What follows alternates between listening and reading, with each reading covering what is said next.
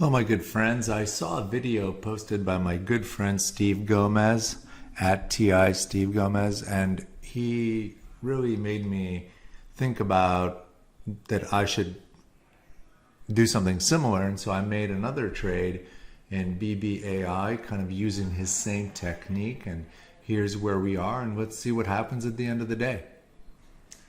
A quick update, we're now at approximately 40 minutes until the close, and there's a little undulations. I'm moving the stop up a little bit, and right now I'm up $203, 185. It's kind of fluctuating.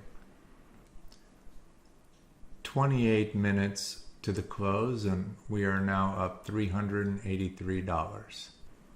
I just moved the stop to lock in 323.